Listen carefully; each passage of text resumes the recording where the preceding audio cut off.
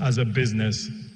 We see sports as nice to have. Nice to have. We see it as recreation, and we see it as competition. When they say Africa, get ready for AFCON, or get ready for Olympics, or get ready for the World Cup, we are number one. We're there. Yes, and we have the team and the talent. But to actually see what we should be doing for youth, what we should be doing for young women, what we should be doing for business on this continent, and actually providing what I think economic value brings to us through sports, we don't actually see it. So I think, Eleni, your question is, I think many of the people understand. Marta played sports. A lot of people here understand. The key stakeholders, which comes from government, and I come back to President Kagame, who had a site in the middle of the city, and he knew that he should develop that site. We go to every country in Africa. We have these old sports complexes that were built 50 years ago, and people, politicians, just stare on them and stand on them and don't want their development. Why is that? Every country in Africa has it, right in the middle of the city. They are dejected, they are stressed, and they don't want anybody to come and touch them. Why? Yes, why? We have to revisit this. Yeah, if not, we'll all pass, we'll all go, and those things still remain the same. They have remained the same for 40 years. And we are now deciding, we are now saying we want to end this, but we're not doing it in a combative way. We want to work with governments. We want to talk about them. We just did a lease with President Ruto to build in Kenya. We're talking about it in Nigeria with President Tinubu. We're talking about it in Addis. We're talking about this now, and I think people are becoming more educated, and I think that's our jobs from a finance standpoint, from a sports standpoint, from entertainment standpoint. We have to educate people more on the value of sports as a business. So here's my question. When Masai came to you with this plan, how much convincing, Masai, did you have to do? By the way, it was with an iPad. We sat down how many years ago, and I'm telling you, he was so pumped up, but I'll let you go. You form a government, so you need to explain yourself as well, yes, right? We met at a Toronto game. At that time, he has taken as a Toronto to the playoff for the first time. You keep saying playoff, championship, man. But I don't want you to brag too much. So we met at the game, and it was just a wonderful conversation. And we took it actually and continued it in Toronto, yes, at the All-Star. So I told him, okay, we talk about it now, we need to change the situation. He brought his iPad, it's not a joke. And he said, Mokta, this is what I want to tell you. Don't ask me about numbers, let's talk about vision. So we spent time discussing it, and I just bought into it. I just bought into it, and my immediate objective was to find a good vehicle to be able to support him. You bought into it, but did your team buy into it? How much convincing did you have to do within the bureaucracy of the IFC to get others on board? We got there, let's put it that way. No, I mean, it's true that when you have colleagues who are used to build a big infrastructure and this type of thoughts, and we are not used to assess the risk, this type of risk, they always legitimately, for good reason, ask themselves questions about what is the rate of return, what is the flow, cash flow, etc. So it was a matter of explaining to them, and we did three things. I say I will take more risk on this investment. So even if the risk is higher than we would take in a normal infrastructure project, I'm ready to take it, and I take full responsibility for it. The second thing we said, I said, start reading a little bit about the economy of sport. So Masai educated me on something. We were in Toronto and we had the stadium. He said, look at the title of the name of this arena. And I said, okay, I read it and I said, it's a big company, why are you telling me that? He said, do you know how much they're paying to have their name here? And when he gave me that number, I said, we are just scratching the surface. Because when you go in Africa, people don't monetize that. Give them the number, Masai, how you told me it was. When I was in Toronto, I was lucky. We were lucky that the naming rights deal expired during my tenure. And it used to be called the Air Canada Centre, for some of you that know, and it changed to Scotiabank Arena. I think we had just won a championship or on the cusp of it. 800 million for 10 years. Wow. Yes, 800 million for 10 years. And I want to commend your team, my partners. I think Andrew Feinstein and Kyle are here, but your team, Ethiopia's, all these guys, Ken, everybody has Henrik? Yes. He's Henrik. Everybody has done an incredible job, like really digging into this vision. And one of the reasons I mentioned this is we also own QA Solutions that manages the arenas. And all these properties and arenas actually need managing. In Africa, we have to determine who comes and plays, concerts, and all those things. We program some of the things in Africa that work on our continent. And that's how you get utilization to the highest level with facilities that are in the middle. Sports is not a privileged thing. Concerts are not privileged things to go to.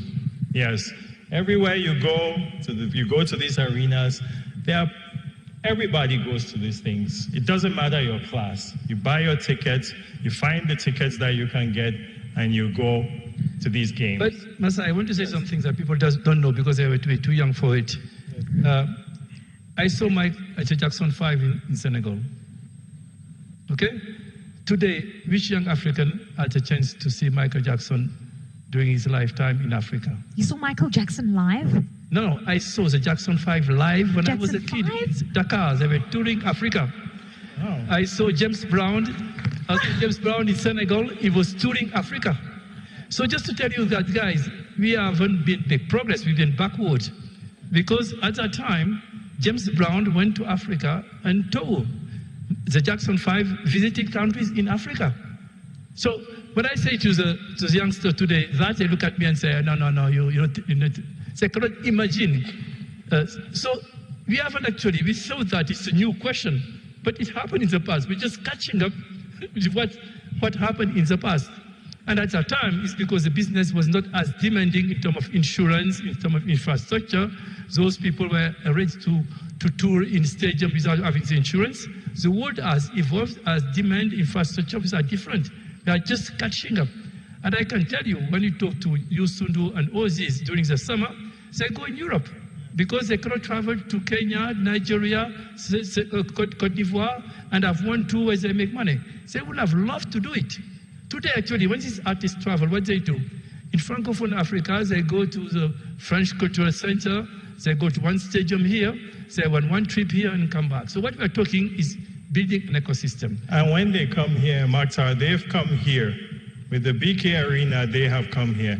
Kendrick Lamar, John Legend, Tyler, Davido, Tiwa, Diamond, all these people have come and played here. Yes, they've played in Kigali. And we're proud of that. We're really proud that they have come and played here.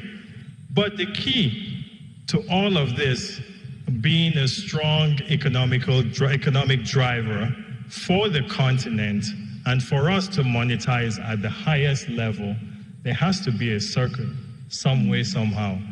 When I did my first festival in 2023, Drake wanted to come. But he wanted the ability to come here, then go to Kenya, and go to Nigeria, and go to Senegal or Accra. Well, along the way, there are some of these countries that don't have arenas. How about when they have arenas? Yes, Chris Brown came and sold out how many things in South Africa, but couldn't come here. I think we really need to pay attention to what has been done here, because it's a real template that we just want to take and put it in Kenya, put it in Nigeria, put it in Accra, put it in Abidjan, put it in Johannesburg. Yes, I said it, put it in Johannesburg. Yes, and we will move in Africa. I visited your team, and It almost made me want to get remarried because the way that they were, tomorrow you're laughing, were you? Because they were saying, no, here are weddings, we can do this, we can do that, we can do conferences here, this section, they're like, we sweat the assets. We just sweat the assets, we just work it. And it was really interesting because it's multi-use, right? I mean, there's so much you can do with these. So this gentleman who we were talking, and I said, multi-use in Senegal. He told me, in Africa, he told me, my number one customer will be, I said, which one? He says, the preachers. I said, what? He said, every Sunday, the preachers and the church have a lot of money. They be filling an arena every Sunday. So even I can make my business just by renting the arena to the preachers every Sunday. So if you have the preachers, you have the basketball league that our brother Amadou Gallo is leading. The day after, you have a business conference that day. That you're using. The day after, you have another game there. You are running the business, but that the government cannot do it. I want to insist on it very seriously. Yes. The government doesn't have the capacity of organizing a tour for Drake, for Davido, to bring them. They don't have the connections. They don't have their job, and they should not be their job. They cannot organize BAL. BAL is a job of Amadou Gallo. If you want to do, so we need to really, there are two things that we need to do. Is the existing facilities owned by government should be brought in management in the end of the private sector. And we need to build a new infrastructure built and owned by the private sector and managed by the private sector. The money will not be the problem. We will be able to mobilize resources to support Masai. We are supporting also other investors in that space.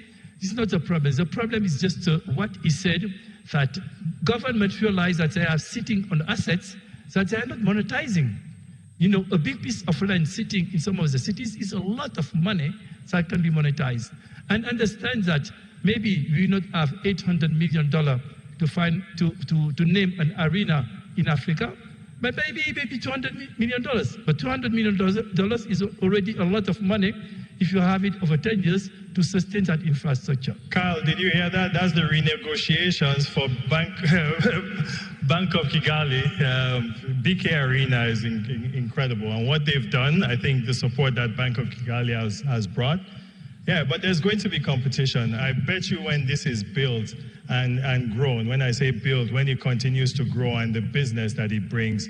But Eleni, what you are talking about, the ecosystem of sports, what really came to our minds with Zaria is people need sports bars, they need restaurants. Before they go eat, they want to buy jerseys, right? They would need to stay in hotels. Yeah. All those things contribute to the ecosystem of sports. Yes, when they go watch the games or the concerts or whatever they went to do in the arena, they're going to come back, going to drink a beer, they're going to spend money. You have to get that money spent in that ecosystem while they're there. And you want to walk easily to the arena or the stadium without any issues. Yes, you want to get in and out, and this is how Madison Square Garden works. This is how Scotiabank Arena works. This is how money is this is how these assets are really monetized on that side of the world. Yeah. Damoke TV.